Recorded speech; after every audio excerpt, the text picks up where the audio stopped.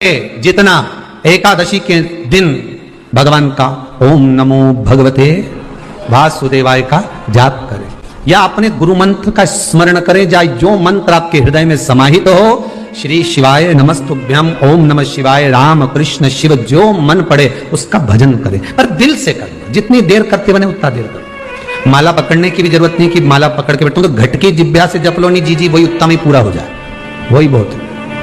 तुम किसी कार्य के लिए जा रहे हो, 5 बार 6 बार तुम उस कार्य के लिए होकर, या किसी से अपना पैसा लेना है और तुम उसको पास 50 बार होकर आ गए हो, भैया पैसे कब देगा, या किसी कार्य के लिए जा रहे हो, वो कार्य नहीं हो रहा, 50 बार होकर आ गए। लाल चंदन को अच्छा घिसो और घिसकर तैयार कर कर, लाल चंदन घिसो और घिसकर बेलपत्री के ये दोनों भाग हैं, दोनों पत्तियां जो नीचे की हैं, इसमें उस चंदन को लगा लीजिए। अगर किसी से आपको पैसा लेना है, वो नहीं दे रहा, या कोई काम है या जॉब है या नौकरी है या उसके लिए, या कोई विद्याध्ययन का कोई कार्य है, कोई स्कूल में पढ़ाई कर रहे हो और वो कार्य नहीं हो रहा, 5 बार 6 बार करके देख लिया नहीं हो रहा, तो ये दोनों पत्तियों पर लाल चंदन लगाओ। लाल चंदन लगाने का मतलब ये नहीं कि जरा सी तुम बिंदी लगा दो, लाल चंदन जो घिसा है उसको पूरी पत्तियों पर अच्छे से फेरना है, उस लाल चंदन को लगा लीजिए। और महाराज, बीच की पत्ती में थोड़ा सा घृत, घृत मतलब गाय का घी, गौ माता के दूध से माखन से निर्मित उस घी को बीच की पत्ती में थोड़ा सा लगा लीजिए। और जो अशोक सुंदरी वाली जगह है, शिवलिंग के आसपास में होता है, शंकर भगवान के 13 बच्चे हैं। कितने बच्चे हैं शिव जी के? 13 बच्चे, पूरे 13 की 13 बच्चे और धर्म पत्नी शिव जी की शिवलिंग के आसपास में है। जैसे ये जो गोल जलाधारी है, ये माता पार्वती जी का हस्त कमल है। शिवलिंग रखा है, ये शंकर जी का स्वरूप है। जहां से पानी नीचे गिरता है, राइट भाग गणेश जी का स्थान, लेफ्ट भाग 6 कार्तिकेय, षडानंद कार्तिकेय का स्थान। जहां शिवलिंग का जहां पानी जाता है, उसके बीच में एक मोटी सी लाइन होती है, वो शंकर भगवान की सबसे छोटी लड़की जिसका नाम अशोक सुंदरी है, उसका स्थान है। ऊपर से बूंद बूंद पानी जो शिवलिंग पर गिर रहा है, ये शंकर भगवान की 5 लड़कियों का स्थान है, जया, विषहरा, शामली बारी, दौतली और देव। ये शंकर जी की 5 बेटियां हैं जो भगवान शंकर के ऊपर पानी की एक एक बूंद गिराती हैं महाराज। तो शिव जी की जो सबसे छोटी लड़की है अशोक सुंदरी, उस अशोक सुंदरी वाली जगह पर इस बेलपत्र को प्रदोष के दिन या सोमवार के दिन आप घी वाली बेलपत्र को अशोक सुंदरी वाली जगह पर रखकर, ये जो चंदन लगी हुई बेलपत्र है, इसका मुख ऐसा सीधा की सीधा रखोगे तो गणेश जी की ओर हो जाएगा, षडानंद कार्तिकेय की ओर हो जाएगा। अपनी कामना कर कर, जिससे धन लेना है, पैसा लेना है, या जो कार्य निकालना है वो नहीं निकल रहा, बहुत प्रयास कर लिया, अदालत में 50 बार हो जाए, काम नहीं हो रहा, तब इस बेलपत्र का प्रयोग करना, बाबा से विनती करना और विनती कर कर वापिस सजाना। केवल 2 प्रदोष या 2 सोमवार कर लीजिए, बाबा आपकी मनोकामना पूर्ण कर देगा। उस बेलपत्र का सुख प्राप्त। पंच बेलपत्र, पंच पुष्प, पंच दुर्वा और पंच पात्र जल। सोमवार के दिन शिव जी के मंदिर में प्रातः के समय पर बाबा को 1 बेलपत्र, 1 दुर्वा, 1 पुष्प, 1 लोटा जल समर्पित कर कर थोड़ी देर रुककर श्री शिवाय नमस्तुभ्यम या पंचाक्षर मंत्र ओम नमः शिवाय स्मरण कर कर, महामृत्युंजय मंत्र का स्मरण कर कर, फिर बेलपत्र, फिर दुर्वा, फिर पुष्प, फिर जल, ऐसा 5 पंच बेलपत्र, पंच दुर्वा, पंच पुष्प, पंच पात्र जल तुम रुका जी का नाम लेकर समर्पित कर कर उस जल का आचमन करिए। 5 सोमवार या 7 सोमवार करिए, बाबा गर्भ अवश्य ठहराएगा और संतान अवश्य हो। एकादशी के दिन जब आप जल शंकर को चढ़ाने तो रोज ही जाते, जब एकादशी का दिन रहे और शंकर जी के मंदिर में आप जल समर्पित करें तो 3 बार मुख से स्वधा स्वधा स्वधा या स्वधा स्तोत्र का पाठ, जिसमें 12 श्लोक। एकादशी के दिन 7 बेलपत्री डालकर जो नंदीश्वर भगवान अर्थात जो शंकर जी के शिवलिंग के सामने नंदी होता है, उस नंदी के चरण पर गंगा का जल चढ़ाकर बेलपत्र शिव पर समर्पित कर देता है, उसके घर में रुपया रुकना चालू हो जाता है, फिर वो गलत जगह पर नहीं जाता, गलत स्थान पर वो धन जाएगा ही। एकादशी तिथि आए, उन दीप को भगवान के सामने प्रज्वलित कर कर 5 दिए अपने दरवाजे के पास में बाहर की ओर रख देता है, उसके घर में कभी रोग बीमारी और लक्ष्मी की कोई कमती नहीं होती, उसका जीवन सार्थक हो जाता। परंतु वो भी एकादशी को ही होता है। तुलसी के 11 पत्ते डाले जाते हैं। कितने पत्ते डालते हैं? 11 तुलसी के पत्ते डालते हैं और उसको किसी भी नारायण के मंदिर में, राम कृष्ण भगवान विष्णु दत्त आदि जितने नारायण के मंदिर हैं, उस मंदिर में किसी भी पात्र में, एक छोटे से पात्र में उसको भरकर रखी आते हैं महाराज। कुछ देर तक पात्र को रखा जाता है, फिर वही पात्र का जल किसी भी वृक्ष के नीचे डाल दिया जाता है, उससे भी नौकरी के लिए फायदा मिलता है। और शिव महापुराण की कथा कहती है, शंकर की कथा कहती है, अगर बच्चा पढ़ने में कमजोर है, बच्चे का विवेक कमजोर है, बच्चे की बुद्धि कमजोर है, बच्चा सक्सेस नहीं हो रहा, सफलता नहीं मिल रही है, उसका जॉब नहीं लग रहा है, कहीं वो आगे बढ़ नहीं पा रहा है, तो उन बच्चों से निवेदन है, शंकर के मंदिर में 1 लोटा जल चढ़ाओ, थोड़ा सा जल झेल कर नंदी के पास बैठकर उस जल का आचमन करना प्रारंभ कर दो। तुम्हें खुद मालूम पड़ने लगेगा कि तुम जो पढ़ रहे हो तुम्हें याद होना चालू हो जाएगा, तुम अच्छे से अच्छे नंबर पाकर आगे बढ़ना प्रारंभ कर दोगे। विद्या अध्ययन भी करो, खूब पढ़ो, लगनता से पढ़ो, अपना कर्म करो, रात दिन एक करो और शंकर जी पे 1 लोटा जल चढ़ाकर पीना प्रारंभ करो। जो माताएं कहती हैं मेरी याददाश्त कमजोर हो गई, मैंने सामान यहाँ रखा था भूल गई, ना जाने कैसे सामान भूल गया, ना जाने कैसे ऐसा हो गया। जो माताएं कहती हैं, भाई लोग कहते हैं हम भूल जाते हैं, याददाश्त कमजोर हो गई, 60 के ऊपर के हो गए इसलिए याददाश्त चली गई, नहीं। अगर आपकी याददाश्त जा रही है तो आप शंकर जी को 1 लोटा जल चढ़ाना प्रारंभ करो, अपने घर से जल भरो, शिव के मंदिर में जाकर चढ़ाओ, उस जल को झेलो, नंदी के पास बैठकर आचमन कर लो, उसको पी लो। आपको खुद मालूम पड़ेगा 20-22 दिन में, 1 महीने में आपको अंतर दिख जाएगा कि मेरी याददाश्त पहले जैसी थी मजबूत, वैसी की वैसी और हो गई, अब मैं भूल नहीं रही, अब मैं भूल नहीं रहा। से शिव जी का जल बहकर निकल रहा होता है, उसको कभी लांगा नहीं जाता, ये शिव पुराण भी कह रही है। कारण हमारे पूर्व में अगर हमने 16 सोमवार का व्रत करा हो, पशुपति व्रत करा हो, करते हैं एकादशी आदि, जब हम शंकर भगवान का जल लांघते हैं तो हमारे व्रत का आधा हिस्सा उसी समय समाप्त हो जाता है। जैसे शिव महापुराण की कथा कहती है, जैसे कामरूपेश्वर राजा जो शिव जी की भक्ति करता था, शंकर भगवान का भजन करता था, कामरूपेश्वर,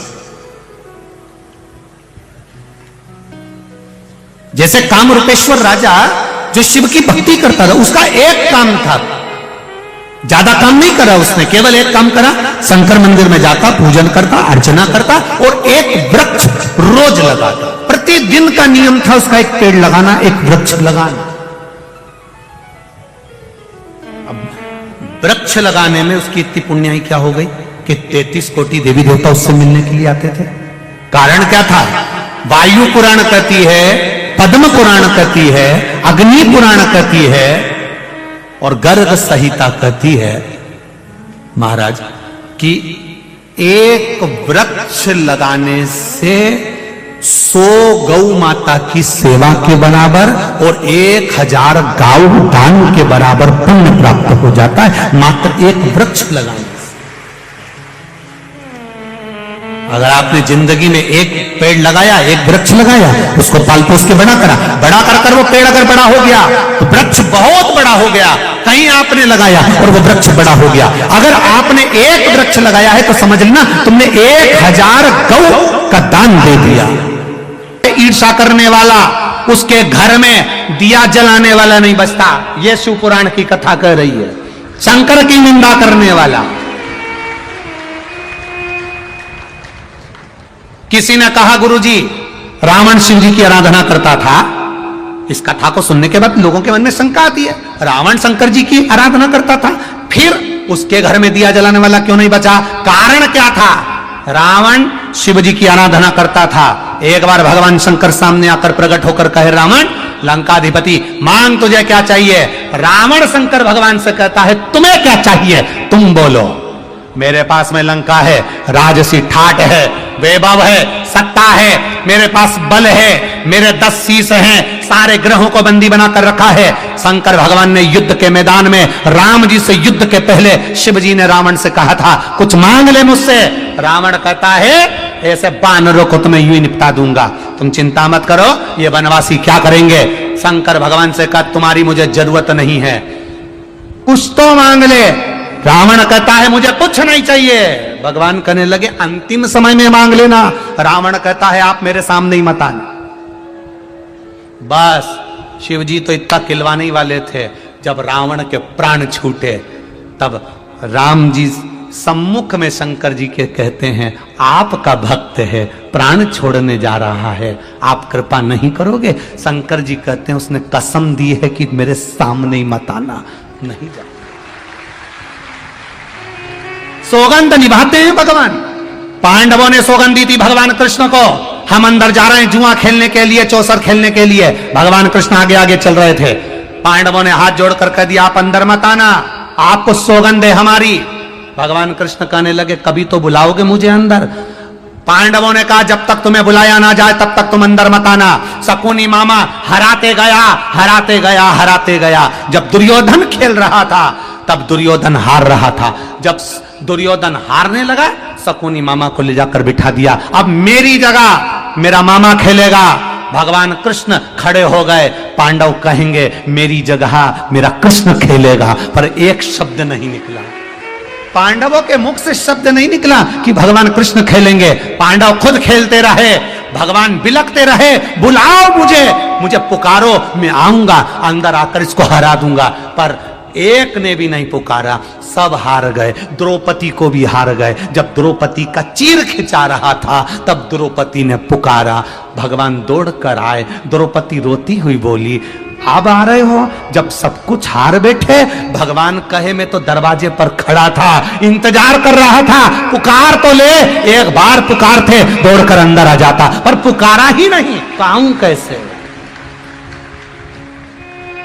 पुकारे ही नहीं तुम तो मैं आऊं कैसे? एक बार तो पुकारते तुम, अगर एक बार भी पुकार लेते तो मैं तुम्हारे सामने आकर खड़ा हो जाता। पुकार ही नहीं रहे हो, आप तो इंतजार कर रहे हो भगवान हमारा भला करेगा। शंकर जी के मंदिर में एक दिन लोटा भर के जल नहीं चढ़ाया और इंतजार कर रही है ट्यूबवेल में पानी निकल जाए। लंकाधिपति रावण को यह मालूम पड़ा कि मेरे महादेव के सामने विष का कटोरा गया, विष का पात्र गया, और वो विष का पात्र पीने से पहले उनके नासिका से वो सुगंध उनके अंदर चली गई।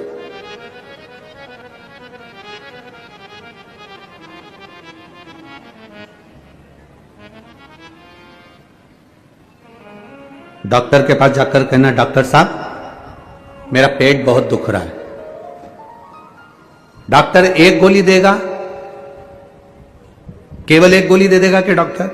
जम के बोलो जरा, जितने बैठे हो 1 2 3 4 जितने पंडाल में बैठे हो सब जम के बोलो, दे देगा? नहीं देगा। पेट भी दुख रहा है तो डॉक्टर 2 या 3 तरह की गोली देगा। सिर भी दुख रहा है तो डॉक्टर 2 या 3 तरह की गोली देगा। हाथ भी दुख रहा है डॉक्टर 2 या 3 तरह की गोली देगा।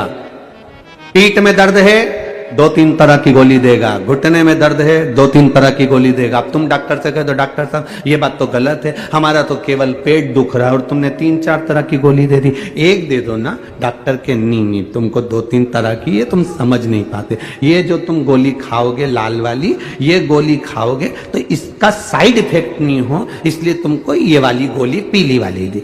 पीली वाली गोली खाओगे तो तुमको ये साइड इफेक्ट ना कर जाए इसलिए तुमको ये हरी वाली गोली दी। एक गोली के साइड इफेक्ट को हटाने के लिए दूसरी दी जाती, दूसरी के साइड इफेक्ट को हटाने के लिए तीसरी दी जाती है। उसी तरह लंकाधिपति रावण ने सोचा कि भगवान देवाधिदेव महादेव विष तो पी गए, पर महादेव ने जो विष का कटोरा सामने आया और उसकी गंध जो इनके शरीर में चली गई, उस साइड इफेक्ट को हटाया कैसे जा सकता है? तब लंकाधिपति रावण ने देव ऋषि नारद को बुलाया। देव ऋषि नारद से कहा, ये आनंद रामायण का बड़ा सुंदर संवाद है, जरा ध्यान रखिएगा। देव ऋषि नारद को बुलाया और देव ऋषि नारद को बुलाकर कहा नारद बताओ महादेव की भक्ति में कुछ तो कमी रह गई है, महादेव भले विष पी लिए, नीलकंठ धारी बन गए, पर उनको जो विष की गंध है वो उनके शरीर में पहुंच गई है। मेरे बाबा के अंदर पहुंची हुई वो गंध कैसे समाप्त हो सकती है? जब उनके अंदर की गंध समाप्त हो जाएगी तो मैं जानता हूं कि मेरी जिंदगी भी सवर जाएगी, मैं सोने की नगरी में जाकर बैठ जाऊंगा। तुम बताओ क्या करूं मैं? नारद जी ने कहा ये मैं नहीं बता सकता। नारद जी ने कहा मेरे मित्र तुम रुका जी के पास जाओ। तुम रुका जी के पास देव ऋषि नारद ने भेज दिया। लंकाधिपति रावण तुम रुका जी का भजन करने लगे, तुम रुका जी का स्मरण करने लगे। शंकर का कोई उपासक, शंकर का कोई भक्त, शंकर की चर्चा करने वाला, शिव की भक्ति में जनता को, जनमानस को, भक्तों को डुबोने वाला, शिव के स्मरण में रमने वाला, शंकर के मंदिर में रोज एक लोटा जल चढ़ाने वाला, इसका केवल एक सानिध्य मिल जाए, इसका केवल एक दर्शन भी हो जाए तो समझ लो कि तुम्हारी जिंदगी सार्थक हो गई, तुम्हारा जीवन सार्थक हो गया। आज लंकाधिपति रावण तुमरुका जी का दर्शन करे हैं।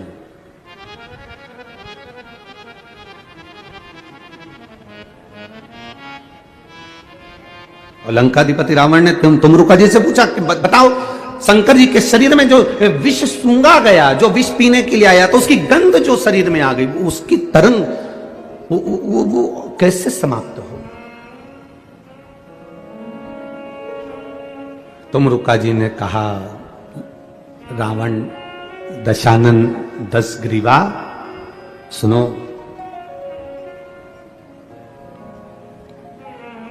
श्रावण का महीना हो, भूलवश में 2 हाथ में अगर गंगा जल हो, शिव को समर्पित हो, शंकर के सुगंध विष की जो गंध अंदर गई है वो समाप्त होती है। जैसे जैसे वो गंध समाप्त होती है वैसे वैसे जल चढ़ाने वाला जीवन में निहाल होता चले जाता है, उसके जीवन में वैभव सत्ता बढ़ती चली जाती है। वैभव सत्ता। हंसते हैं लोग कावड़ यात्रियों को देखकर, हंसते हैं लोग कावड़ियाओं को देखकर। लोग हंसी कर करके अपने अपने फेसबुक आईडी पर, अपने अपने यूट्यूब पर, अपने अपने मोबाइल पर, इंस्टाग्राम पर ये कावड़ियों को देखकर हंसकर इनका वीडियो बना बना कर डालते हैं कि ये पढ़े लिखे नहीं हैं, ये नहीं है, ये वो नहीं है। दुनिया के लोग, ताना देने वाले, अपशब्द कहने वाले, कई तरह के लोग हैं जो सनातन धर्म पर उंगली उठाते रहते हैं 24 घंटे बैठकर। कई लोग ऐसे हैं जो सनातन धर्म पर केवल आक्षेप लगाते रहते हैं 24 घंटा। उनके पास कोई काम नहीं रहता। क्या होता है कांवड़ चलाने से? इससे तो घर में बैठे रहो, थोड़ा सा पढ़ाई कर लेना चाहिए, स्कूल का बैग उठा लेना चाहिए। लंकाधिपति रावण ने कहा कि मेरे प्रभु के ये विष की जो गंध उनके शरीर में चली गई, वो गंध कैसे समाप्त हो, वो कैसे उनके अंदर वो समाप्ति का हो? तो कह दिया, हाथ में गंगा जल भरा हो रावण लंकेश दशानन 10 ग्रीवा, जाकर शिव को चढ़ाया जाए, शंकर को। हाँ, शिव को चढ़ाया जाए। वैष्णव और स्मार्त में अंतर है। आप लोग कभी कैलेंडर देखे हैं आप लोगों ने? जम के बोलो जरा। कैलेंडर आपके घर में होगा तो उसमें 2 एकादशी पड़ती है। बोलो सही है कि गलत है? एक में लिखा रहता है वैष्णव की एकादशी और दूसरी में लिखा रहता है स्मार्त। जम के बोलो जरा, स्मार्त एकादशी। अब लोगों उनको चक्कर में पड़ जाते हैं कि हम ये करें कि ये करें। अरे शिव महापुराण की कथा कहती है कि तुम्हारी मर्जी पड़े जो करो, तुम तो बड़े पर करो जरूर। हम तो यहां तक कहते हैं वल्लभ कुल की एकादशी करो, भले बकरी जैसे चरो पर करो, पर अपने को छोड़ना नहीं है। एकादशी भले तुम वैष्णव धर्म की कर लो, चाहे स्मार्त की कर लो, पर करो। इन्हें जगन्नाथपुरी में एकादशी को उल्टा लटकाया। आप लोग गए होंगे तो देखा होगा कि जगदीश में, जगन्नाथपुरी में एकादशी उल्टी लटकी। कारण क्या था?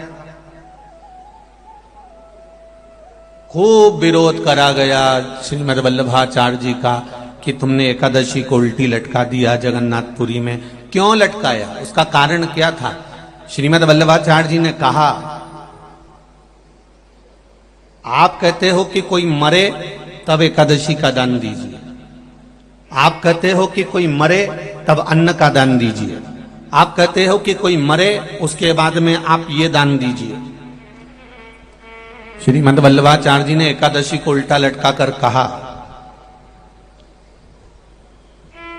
कि एकादशी का अगर दान करना है तो पहले एकादशी करो और एकादशी करने के बाद उस एकादशी का फिर दान करो जीते जी। एकादशी है कौन, क्यों इसकी इतनी प्रधानता है, क्यों इसकी पुण्यता है, ऐसा क्या है एकादशी में जो इसकी पुण्यता मानी जाए? कौन है ये जो भगवान नारायण तक एकादशी का व्रत करते हैं? सुभद्रा जी को भगवान जगन्नाथ ने, जगदीश ने एकादशी का व्रत कराया था। बद्रीनारायण भगवान को माता लक्ष्मी ने एकादशी का व्रत कराया था। क्यों? चंद्रायण एकादशी व्रत की महत्व। एकादशी है कौन? तो कहा जिसको व्रत करने पर भगवान नारायण भी जिसका व्रत करते हो, भगवान माता लक्ष्मी जिसका व्रत करती हो, वो एकादशी है कौन? तो शास्त्र वर्णन करता है महाराज, स्कंद पुराण का सुंदर चातुर्मास्य खंड के अंतर्गत वर्णन आया है महाराज। एक बार भगवान विष्णु आनंद में विराजमान थे, पद्मावती और माता लक्ष्मी दोनों उनके पास में विराजी हुई थी। भगवान लक्ष्मी और पद्मावती दोनों बैठी, एक सिर के पास, एक चरण के पास। कुछ समय बाद वहीं पर ब्रह्मदेव का आगमन हुआ और ब्रह्मा जी आगमन पाकर भगवान नारायण पद्मावती से लगकर उठे और उठकर लक्ष्मी की ओर झुके। झुकने पर इन तीनों के समागम से भगवान नारायण के हृदय चित्त से एक कन्या प्रकट हो गई। उस कन्या का नाम एका था। क्या नाम था? एका। अब 10 उसके गुण इतने प्रबल थे, वो 10 गुण उसके बड़े प्रबल थे कि वो एका जिसको निहारती थी उसको संपदावान बना देती थी, जिसको देख लेती थी उसके जीवन में वो आनंद की अनुभूतियां करा देती थी। एका जिस मार्ग से जाती थी उस मार्ग के द्वार खोल देती थी। एका का पुण्य इतना पुण्य प्रखर। पद्मावती और लक्ष्मी ने कहा महाराज ये बेटी आपके द्वारा निर्मित हुई है, इसका कन्यादान करना चाहिए। हमारे यहाँ हिंदू धर्म में रीति है, जिस दिन कन्यादान करा जाता है उस दिन व्रत रखा जाता है। अब आजकल रखते कि रखते हो मालूम नहीं, और कन्यादान करते समय व्रत रखा जाता है। व्रत रख श्री शिवाय नमस्तु नमस्तु। मांग तुझे क्या चाहिए? एकादशी ने भगवान विष्णु से कहा, नाथ प्रभु वर दे दो, मृत्यु लोक में जो मनुष्य मेरा व्रत करेगा, चाहे जलचर, थलचर, वायुचर या सांसारिक मनुष्य, मेरा अगर एकादशी का व्रत करेगा प्रभु, उसके यहां धन धान्य वैभव सुख संपदा बढ़ेगी और उस जीवात्मा को नरक नहीं भोगना पड़ेगा, सीधे वैकुंठ का उसको वास मिलेगा। जब जीव आत्मा को लेकर चला जाएगा, यम के दूत जब बंदी बनाकर ले जा रहे होंगे उस जीवात्मा को जिसके प्राण छूटे होंगे, यम के दूत जब बंदी बनाकर ले जा रहे होंगे, तब मुझे वर दो कि मैं इसका हाथ पकड़कर बेतन्नी से पार उतार कर सारे नरकों से निकालती हुई आपके धाम में लेकर आऊं। भगवान ने वर दे दिया, तथास्तु। हे एकादशी सुनो, मृत्यु लोक का मनुष्य अन्न का त्याग कर कर, क्योंकि अन्न में एकादशी के दिन पाप पुरुष रहता है, अन्न का त्याग कर कर एकादशी के दिन जो मनुष्य तुम्हारा व्रत धारण करेगा, उस व्रत को करेगा और उस व्रत को धारण करेगा, उसकी मनोकामना पूर्ण होकर वो मेरे ही धाम को जाएगा। ये तो हुआ एकादशी के जन्म की कथा। एकादशी का व्रत करती, बहुत ध्यान से सुनना आज की कथा को, शायद जिंदगी में मिली ना मिली, पर ये कथा का रिश्ता तो बहुत ध्यान से सुनना। स्कंद पुराण यहां तक कहती है कि इस कथा के चरित्र को जो श्रवण कर लेता है उसको 26 एकादशी करना भी नहीं पड़ती। इस एकादशी की केवल ये कथा सुनकर ही वो तर जाता है। बहुत ध्यान से सुनना इसको, कथा को। एकादशी के दिन जब आप जल शंकर को चढ़ाने तो रोज ही जाते हैं। जब एकादशी का दिन रहे और शंकर जी के मंदिर में आप जल समर्पित करें तो 3 बार मुख से स्वधा स्वधा स्वधा या स्वधा स्त्रोत का पाठ जिसमें 12 श्लोक। दिन में आपने एकादशी दे दी, गीता जी करवा दी, पाठ करवा दिया। शिव का शनि बहुत ज्यादा बीमार पड़ा हुआ है और बहुत बुजुर्ग है, लगभग 90-95 साल की हैं और शरीर गल गया, शरीर में अब कीड़े पड़ रहे हैं। सिस्टर को बुलाते हैं, डॉक्टर को बुलाते हैं, तब उनको साफ करते हैं, शरीर इतना गल चुका। उसके लिए क्या करना चाहिए? एक निवेदन करूंगा, एक भगोनी में गेहूं रख लीजिए, एक पात्र में गेहूं जो